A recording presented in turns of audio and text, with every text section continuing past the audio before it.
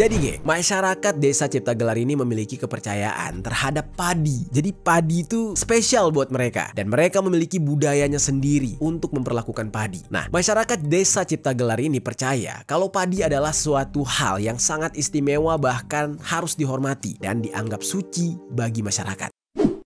Yo geng, tekan tombol subscribe geng. Hello geng, welcome back to Kamar Jerry.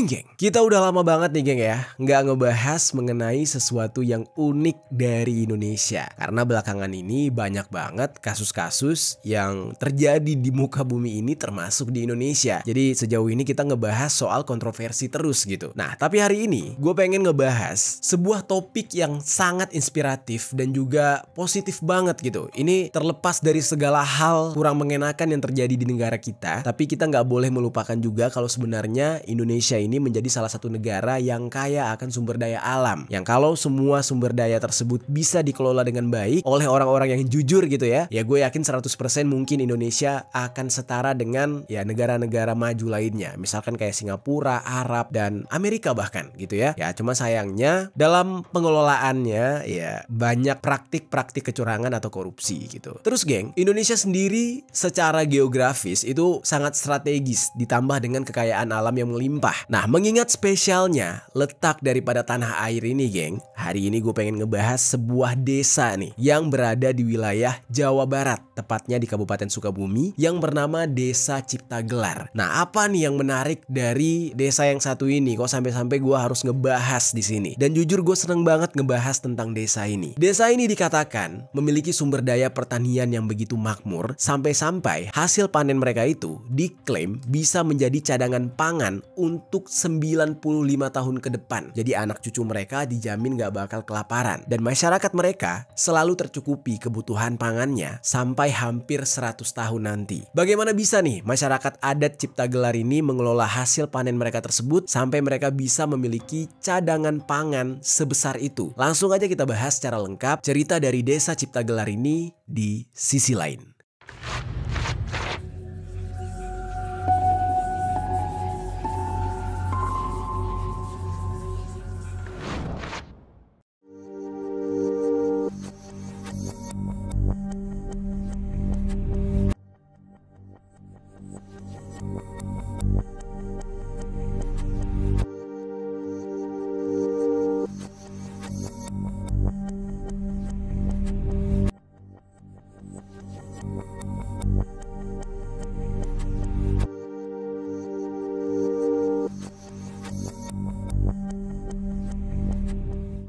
Oke, sebelum kita mulai ke ceritanya jangan lupa buat check out Genlabs Watermelon Bubblegum. Linknya udah ada di kolom deskripsi dan cobain kesegarannya. Ya, kemarin ada yang sedikit salah menanggapi informasi gitu ya. Jadi Genlabs ini bukan minuman geng, tapi adalah cairan untuk ya gitulah. Pokoknya kalian kalau mau tahu cek aja langsung di link Tokpednya ada di deskripsi. Nanti baca keterangannya. Jadi ini bukan minuman. Jadi kemarin tuh ada beberapa orang yang ngechat gua, "Bang, minuman lo itu bisa beli di mana bang?" gitu. Nah ini bukan minuman geng, oke? Dan kalau kalian udah beli jangan lupa buat tag gua atau ngasih reviewnya langsung di Tokped. Sekarang kita mulai nih pembahasan tentang Desa Ciptagelar.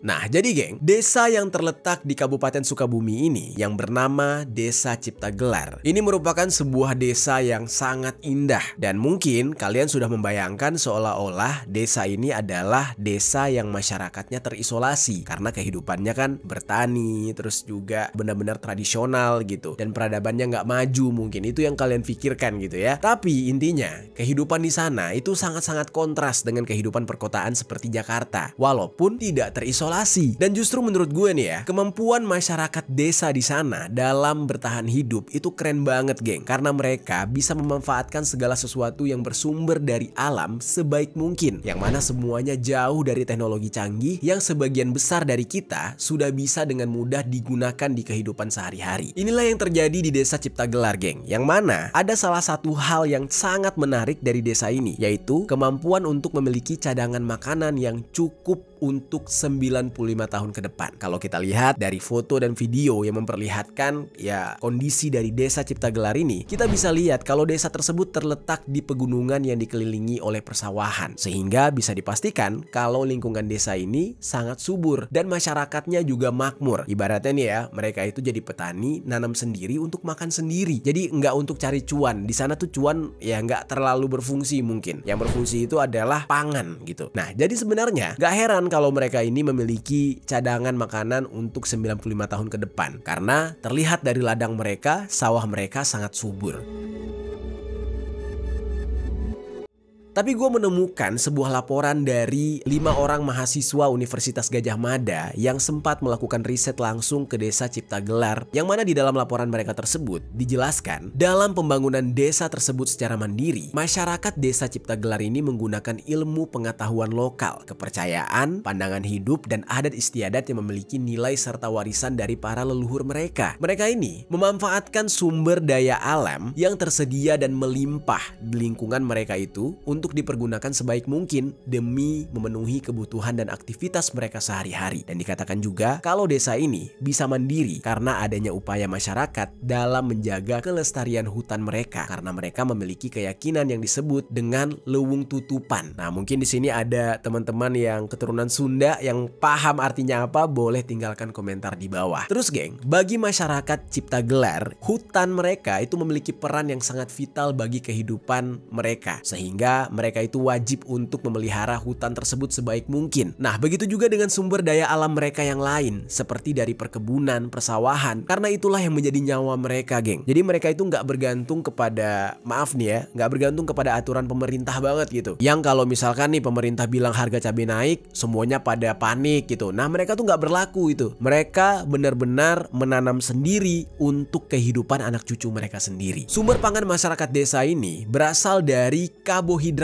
alami, yaitu sebesar 89,6% dalam bentuk beras, lalu 51,4% dalam bentuk jagung, dan 66,7% dalam bentuk singkong, dan 60% dalam bentuk ubi jalar, dan 70,8% untuk talas. Jadi masyarakat Ciptagelar ini rata-rata bekerja sebagai petani di sana. Nah, nggak ada tuh istilahnya yang kayak anak-anaknya malu untuk jadi petani, bercita-cita tuh yang beda gitu, jadi dokter, jadi polisi misalkan. Nah, di sana tuh ya ada yang pendidikannya tinggi, tetap ada gitu. Tapi kebanyakan memang mereka biasanya jadi petani. Dan mereka cukup bahagia dengan kehidupan sesederhana itu, geng.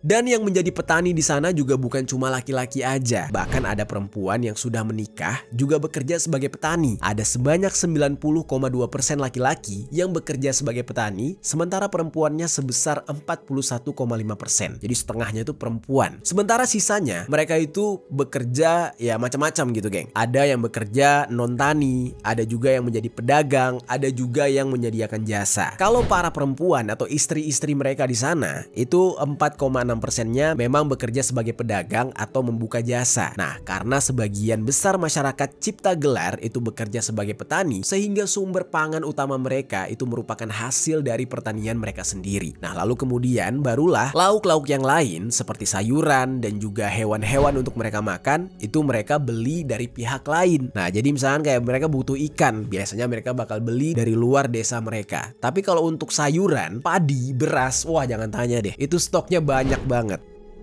Nah, sebelumnya nih geng, gue udah sebutkan kan kalau desa Ciptagelar ini bisa mandiri karena menganut kepercayaan tertentu. Terus mereka masih menjunjung tinggi adat istiadat serta ilmu pengetahuan lokal yang sudah mereka percaya selama turun-temurun. Jadi mereka ini nggak pernah meninggalkan adat istiadat yang diturunkan oleh leluhur mereka. Jadi dilestarikan terus, geng. Makanya hidup mereka setenang itu. Jadi mereka nggak ngejar yang namanya kemewahan, nggak perlu stres dengan hal yang modern, cukup dengan kehidupan tradisional mereka. Nah selanjutnya nih geng, gue bakal menjelaskan mengenai sistem adat di Ciptagelar yang juga berkaitan dengan pengelolaan sumber daya pangan desa tersebut yang sampai dikatakan ya bisa cukup sampai 95 tahun ke depan. Nah sekarang kita masuk ke dalam pembahasan sistem adat yang berkontribusi dalam pengelolaan sumber daya pangan di Ciptagelar.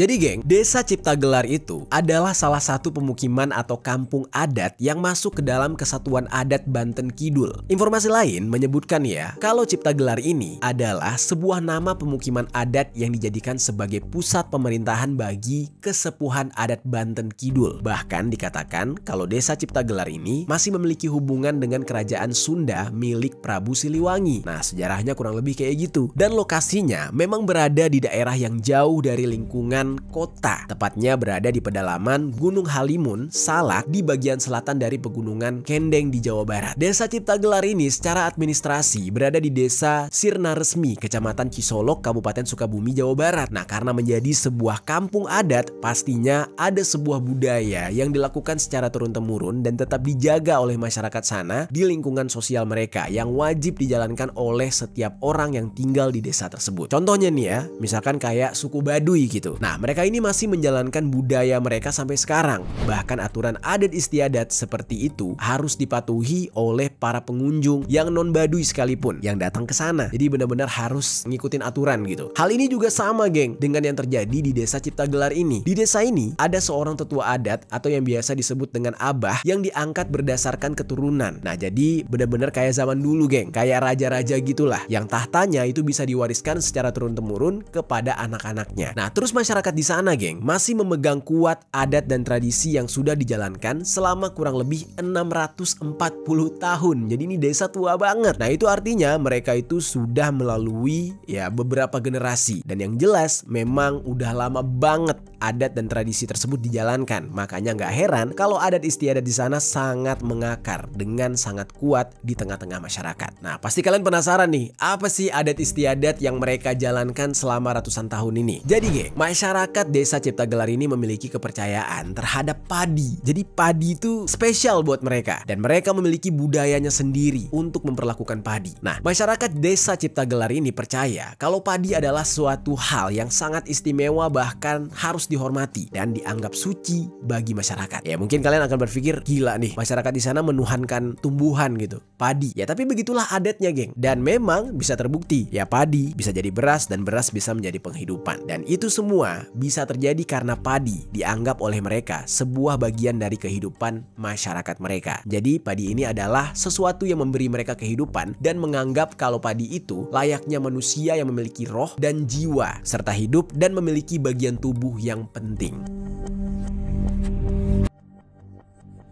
Karena kepercayaan itulah masyarakat Ciptagelar ini memperlakukan padi ya, tumbuhan padi yang ada di sawah itu sangat berhati-hati seperti merawat anak mereka sendiri ya, karena mereka tahu sumber hidup mereka dari situ. Dan salah satu perlakuan khusus yang diberikan oleh masyarakat Ciptagelar kepada padi adalah dengan memberikan rumah khusus untuk padi-padi mereka yang sudah dibangun, yang mana rumah-rumah tersebut adalah lumbung, jadi tempat menyimpan padi yang sudah panen. Nah terus geng, untuk menanam padi bisa dilakukan di dua tempat, yaitu di lahan kering atau ladang atau biasa juga disebut dengan huma. Nah, serta bisa juga ditanam di lahan yang basah atau sawah. Kalau di Desa Ciptagelar, masyarakatnya itu melakukan cocok tanam untuk padi di kedua tipe lahan tersebut. Jadi di lahan kering juga, di lahan basah juga. Dan di antara kedua lahan tersebut, sebenarnya masyarakat Ciptagelar lebih dahulu menanam padi di ladang atau huma, yang mana ini merupakan lahan kering gitu ya. Nah, tapi untuk memenuhi kebutuhan masyarakat terkait pangan di desa tersebut,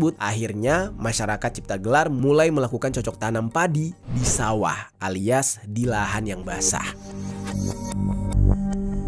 Terus geng, semenjak masyarakat di sana itu sudah mengenal dan melakukan cocok tanam padi di sawah, mereka itu nggak sepenuhnya berpindah atau meninggalkan huma. Huma itu ladang yang kering tadi. Tapi justru masyarakat Ciptagelar jadi menerapkan menanam padi di kedua tipe lahan tersebut, baik di lahan yang kering maupun di lahan yang basah. Dan menurut mereka, padi yang ada di sawah itu sebenarnya sangat bergantung dengan padi yang ditanam di lahan kering. Jadi apapun yang berkaitan dengan aktivitas padi yang ada di sawah itu harus diawali dengan padi yang ada di huma atau lahan kering terlebih dahulu. Aktivitas menanam padi itu baru dimulai dengan apa yang disebut ngasek. Ini koreksi gue kalau salah dalam penyebutan. Nah, ini adalah ketika masyarakat menanam padi di huma atau di lahan kering. Baru kemudian mereka melanjutkan dengan apa yang disebut tandur. Nah, itu adalah sebutan untuk menanam padi di sawah atau di lahan basah.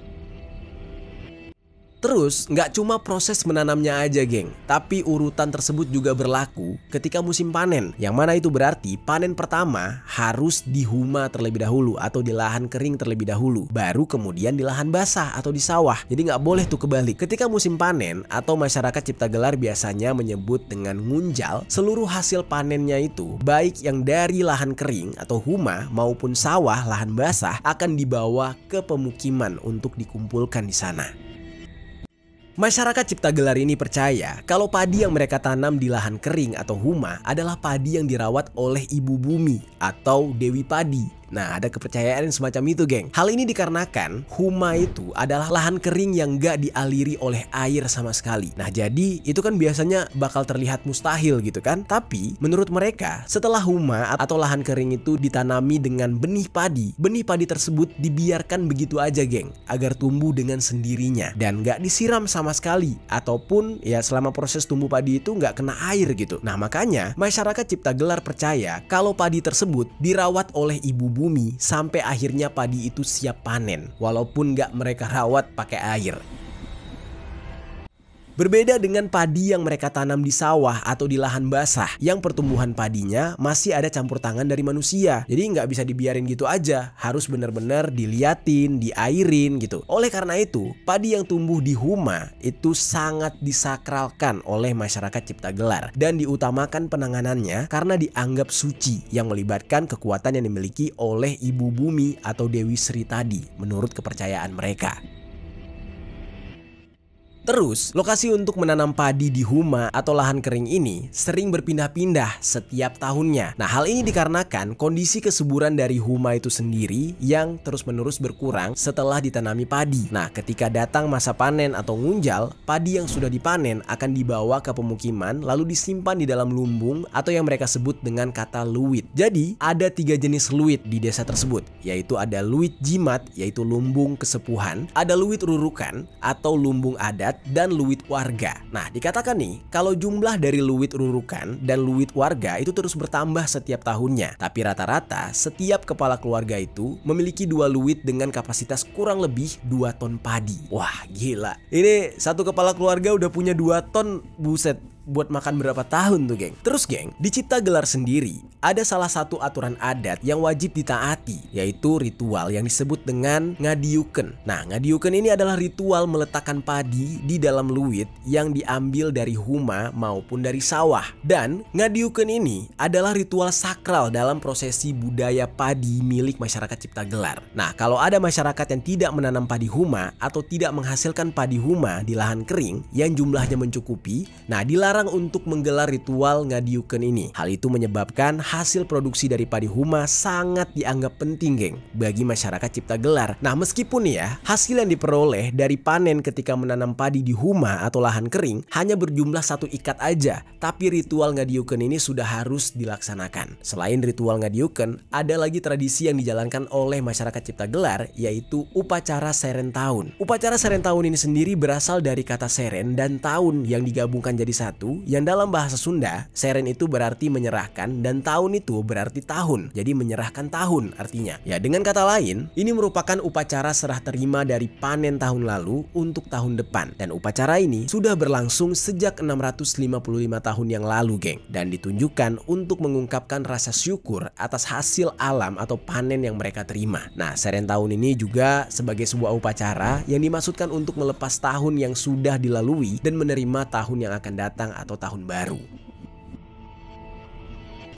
Lalu geng, ada sebuah informasi yang datang dari media Detik Jabar yang ditulis pada tahun 2022 mengenai Desa Cipta Gelar ini geng. Yang mana tim dari Detik Jabar berhasil melakukan wawancara dengan Abah Ugi Sugriana Rakasiwi yang menjadi ketua adat di Cipta Gelar dan merupakan generasi ke-10 yang mewarisi status sebagai ketua adat dari ayahnya yang bernama Abah Uncup Sucipta atau dikenal dengan nama Abah Anom. Si Abah Ugi ini anaknya Abah Anom dan dia sendiri sudah menjadi ketua adat di Cipta Gelar sejak tahun 2007. Abah Ugi ini mengatakan kalau masyarakat Cipta Gelar itu hanya menanam padi 1 kali dalam setahun. Nah, beda nih dengan petani-petani modern. Petani modern tuh ya setahun mungkin bisa berkali-kali panennya atau justru 6 bulan sekali gitu. Nah, tapi di Cipta Gelar mereka sangat menghargai yang namanya ya sistem alam, nggak pakai kimia, nggak pakai pestisida, nggak pakai pupuk yang aneh-aneh. Nah, makanya mereka hanya menanam padi 1 tahun sekali, tetapi stoknya melimpah. Hasilnya melimpah, cukup untuk stok beberapa tahun di desa mereka. Semua hasil panen padi tersebut yaitu untuk kehidupan mereka sehari-hari, nggak mereka jual gitu. Kalaupun ada sisa, biasanya mereka akan simpan untuk di tahun berikutnya. Jadi nggak ada satupun padi mereka yang diperjualbelikan, saking dihargainya. Nah, jadi kita nggak bisa tuh datang ke desa tersebut untuk membeli padi dari mereka. Tapi kita boleh makan di sana. Jadi kalau kita datang ke sana, kita disuguhi tuh makanannya dan padinya dikatakan super enak karena ya ditanam dengan cara tradisional. Dan hal ini memang sudah diterapkan oleh masyarakat adat Cipta Gelar sejak zaman nenek moyang mereka dulu. Nah, untuk menanam padinya sendiri, mereka memiliki waktu tertentu yang sesuai dengan rasi bintang dan dikenal oleh masyarakat dengan sebutan kidang dan kerti. Nah, jadi walaupun mereka nggak pakai kimia atau alat yang canggih, tapi mereka tuh punya patokan, yaitu patokannya tadi adalah rasi bintang tersebut dan mereka biasanya nyebutnya tadi kidang atau kerti. Jadi masyarakat Cipta Gelar nggak bisa sembarangan untuk menanam padi geng. Mereka bisa melihat rasi bintang itu pada malam hari. Kalau kidangnya sudah di atas kepala berarti mereka sudah bisa menanam padi. Tapi kalau kerti, yaitu ketika kidangnya tidak kelihatan, itu artinya hama sudah mulai bermunculan. Sehingga mereka itu harus panen segera sebelum kidangnya nggak kelihatan lagi.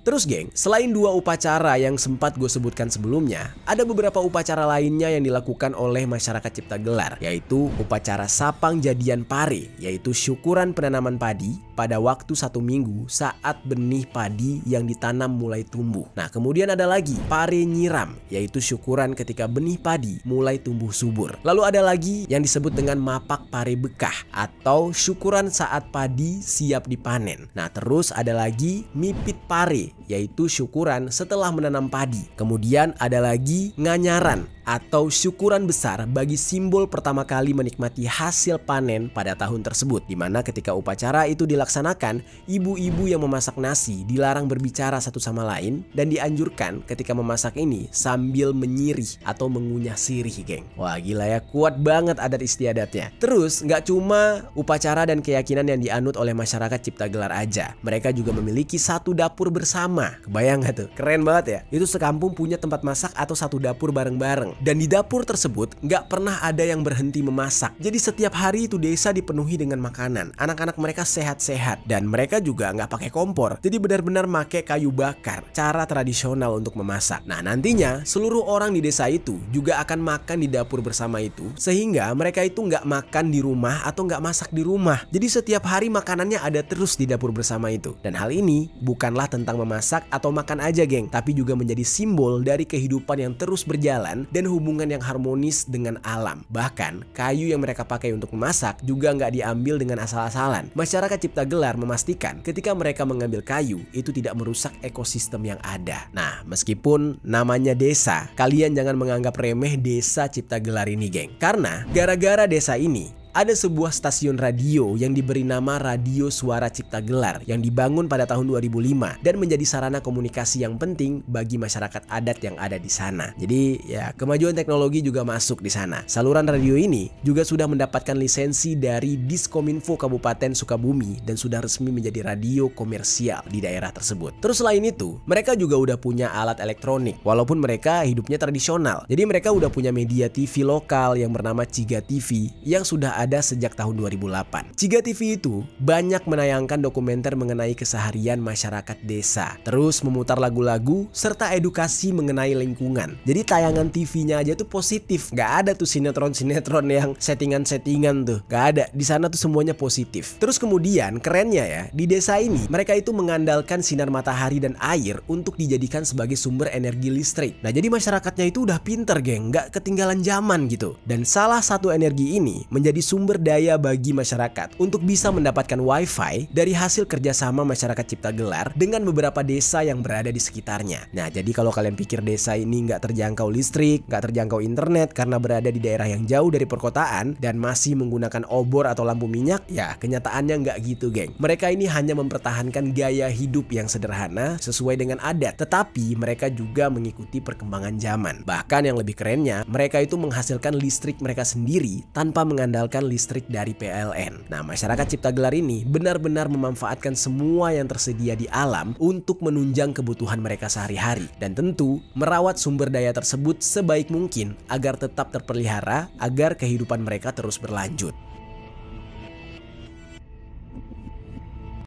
Nah itu dia geng, pembahasan kita hari ini mengenai indahnya Desa Cipta Gelar yang menakjubkan dan unik. Kehebatan mereka dalam mengelola sumber daya alam yang benar-benar membuat kita tercengang. Coba ya, ilmu atau cara yang dilakukan oleh masyarakat Cipta Gelar ini bisa diterapkan di daerah lain. Pasti Indonesia nggak akan lagi mengimpor beras karena semua masyarakatnya bisa tercukupi kebutuhan pangannya dari hasil menanam sendiri. Nah gimana menurut kalian geng tentang cerita dari Desa Cipta Gelar ini? Apa pelajaran yang mungkin bisa kita ambil dari sini? Coba tinggalkan komentar di bawah.